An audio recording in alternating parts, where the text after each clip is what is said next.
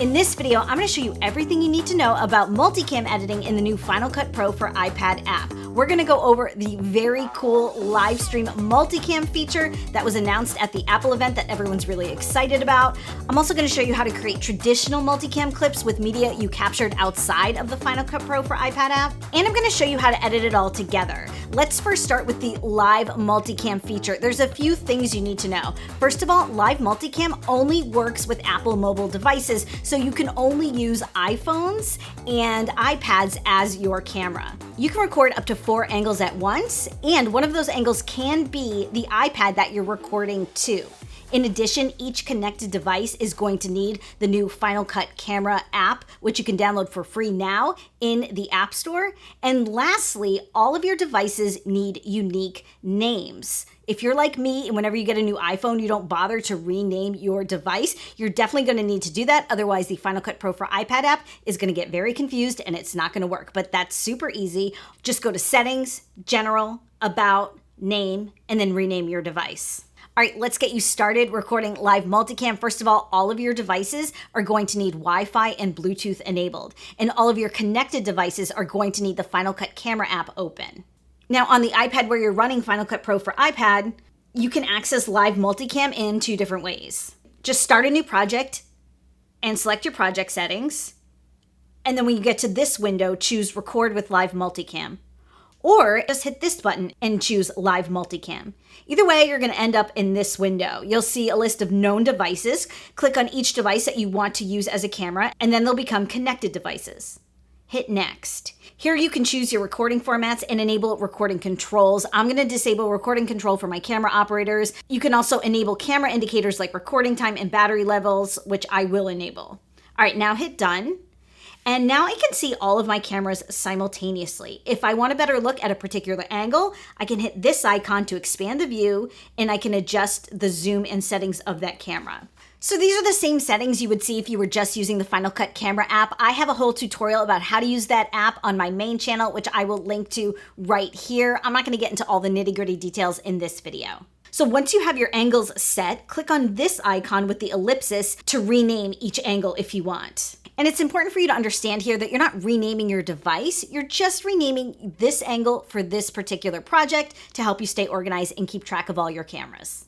Now to start recording on all your devices at once, hit this record button, which by the way, you can reposition on the screen by long pressing on the bar at the top and dragging it around. You can expand the view of each angle and make adjustments while you're recording here. Hitting the record button again stops recording on all devices.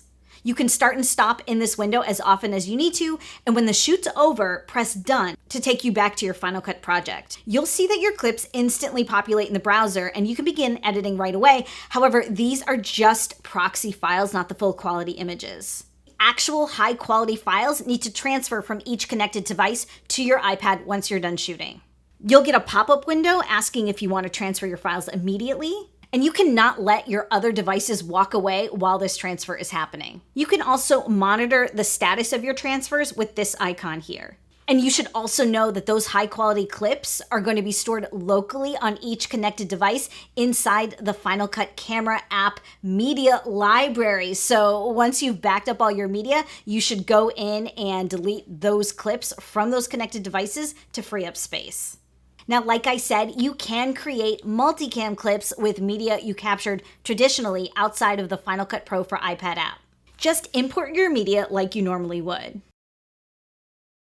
And then once you're in your browser, long press one of your clips and select Create Multicam. I can rename the multicam clip here and hit the Create button. And now you can see I've got a multicam clip here, but it only has one angle. I'm going to long press that multicam clip and select Edit Angles. And this is my angle editor. We're going to talk about this a lot more throughout this tutorial. At this point, I'm going to add angle. And here on the right, I have a view of all of my project media. I want to add this tighter interview shot to this multicam clip. So I'm just going to long press and drag this clip into this new angle.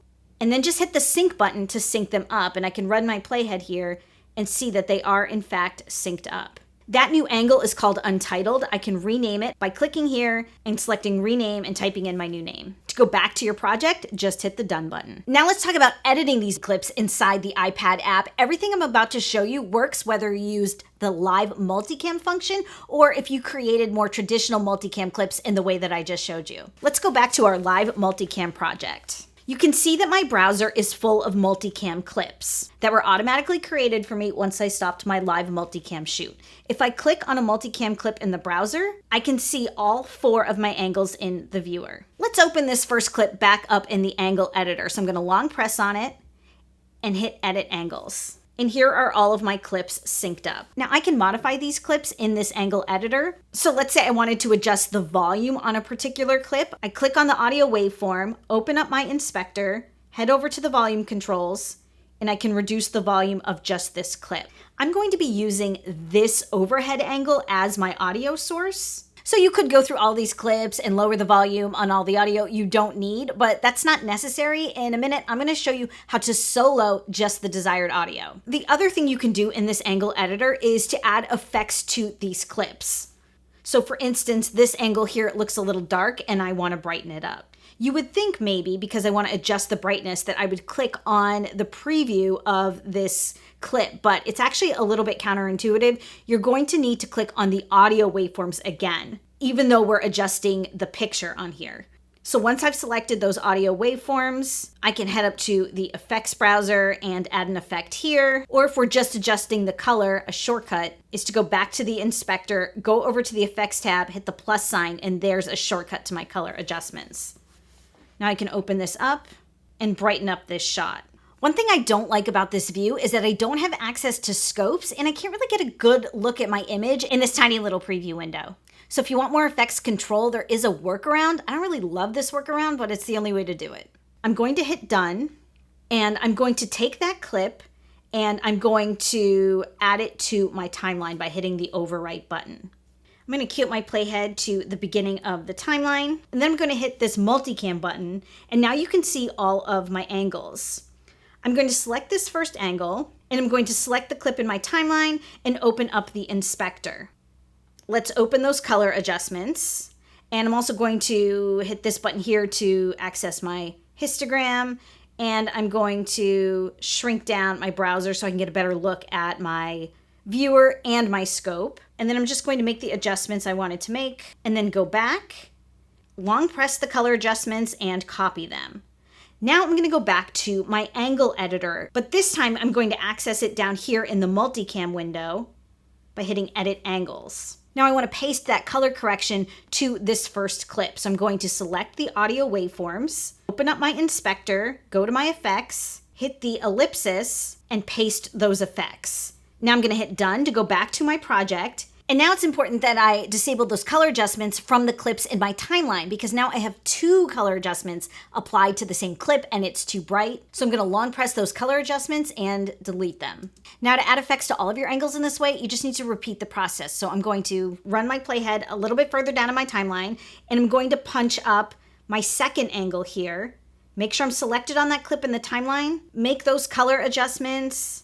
Long press to copy those adjustments, go back to your angle editor, select the angle you want to modify, go back to the inspector, and paste those effects.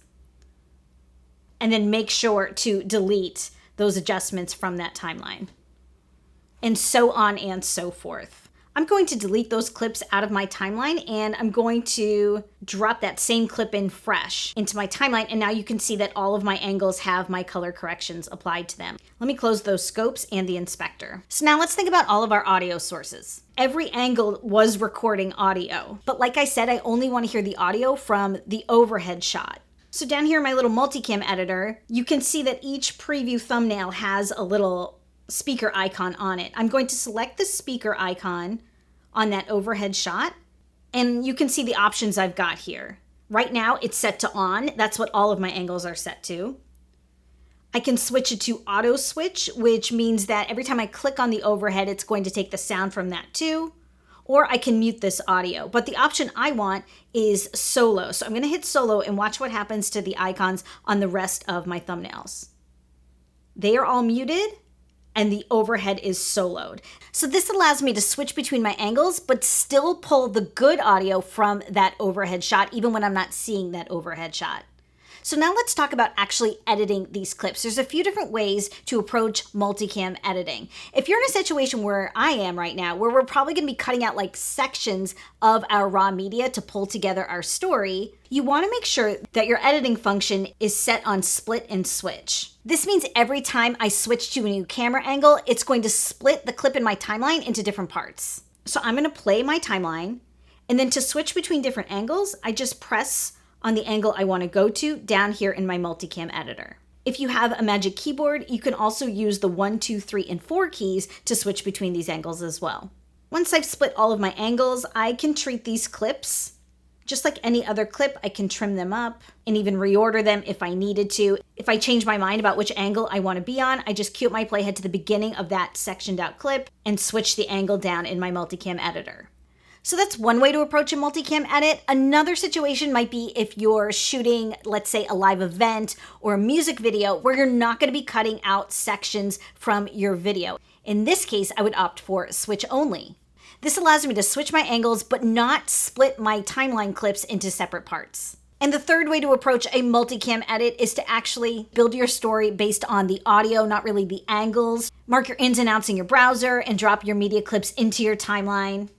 And then go back, open up that multicam editor, and clip by clip choose your angle.